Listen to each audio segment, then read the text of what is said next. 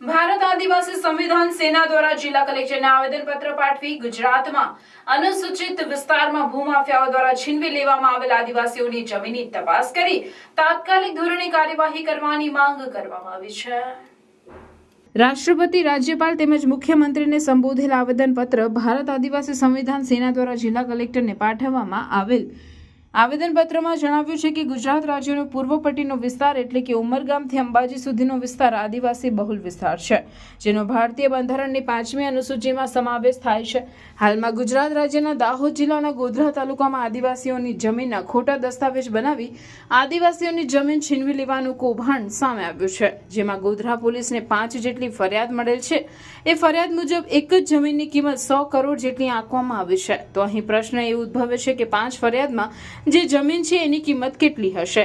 સમગ્ર ઉમરગામથી અંબાજી સુધીના અનુસૂચિ 5 વિસ્તારમાં આવી કેટલી ઘટનાઓ હશે, જેમાં ખોટા દસ્તાવેજ કરીને ધાક ધમકી આપીને ગુંડા તત્વોનો ઉપયોગ કરીને સરકારી અધિકારીઓની મિલીભગતથી રાજકીય વગ ધરાવીને આદિવાસીઓની કેટલી જમીન છીનવી લેવામાં આવી હશે, તે મોટો અને ગંભીર પ્રશ્ન છે।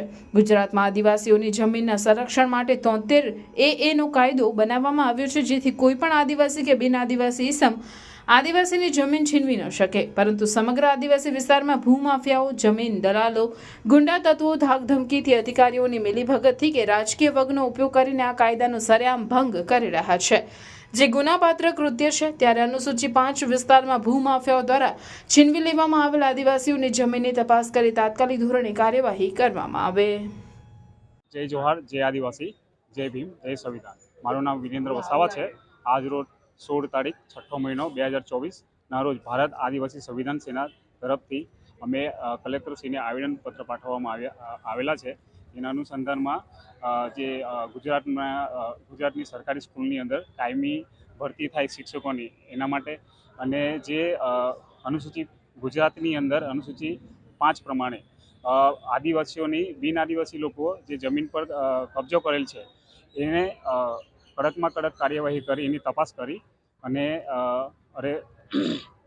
એ કાર્યવાહી ન થાય તો ભારત આદિવાસી સંવિધાન તરફથી અમે આવનારા સમયની અંદર કડકને ઉગ્ર આંદોલન કરીશું, રસ્તા રોકો અભિયાન ચલાવીશું અને આની નારાયણ વિદ્યાલય ભરૂચ ધોરણ 11 ઇંગ્લિશ મીડિયમ વિજ્ઞાન પ્રવાહમાં એડમિશન લઈ મેડિકલ, એન્જિનિયરિંગ જેવા અન્ય ક્ષેત્રોમાં ઉજ્જવળ કારકિર્દી બનાવવા ઈચ્છો છો તો ચિંતા કરશો નહીં। ભરૂચના શક્તિનાથ વિસ્તારમાં નારાયણ વિદ્યાલયમાં પૂર્વ પ્રાથમિકથી ધોરણ 12 કોમર્સ અને વિજ્ઞાન પ્રવાહની ઇંગ્લિશ મીડિયમ સ્કૂલ ચાલે છે, જેમાં અદ્યતન સુવિધાઓ, શૈક્ષણિક વાતાવરણ, પ્રાયોગિક શિક્ષણ દ્વારા વિદ્યાર્થીઓની વ્યક્તિગત કાળજી, વિવિધ પ્રોજેક્ટ્સ અને પ્રયોગો દ્વારા વિદ્યાર્થીનું ઉત્તમ ઘડતર કરાવતી શાળા એટલે નારાયણ વિદ્યાલય। ચાલુ વર્ષે બોર્ડમાં 90% ઉપર પરિણામ, કોમર્સમાં 100% પરિણામ, એસએસસીમાં A1 ગ્રેડમાં 16 વિદ્યાર્થીઓ, અનુભવી શિક્ષકો દ્વારા શિક્ષણ। નારાયણ વિદ્યાલય, આજે જ સંપર્ક કરો નારાયણ વિદ્યાલય, શક્તિનાથ, भरूच। मेरे बेटे को 11th साइंस इंग्लिश मीडियम में एडमिशन लेना है, पर भरूच में तो। अरे घबराइए मत, आइए नारायण विद्यालय, शक्तिनाथ, भरूच। प्री प्राइमरी से 11th science and 11th commerce English medium में एडमिशन शुरू है, तो ख्याल रहे कहीं लेट ना हो जाए, क्योंकि 12th कॉमर्स इंग्लिश मीडियम और गुजराती मीडियम में 100% रिजल्ट मिला है। और हाँ, यहाँ लेटेस्ट लैब एंड टेक्नोलॉजी के साथ एजुकेशन भी मिलेगा, क्योंकि एडवांस जमाने के लिए एडवांस एजुकेशन सिर्फ नारायण विद्यालय में ही मिलेगा।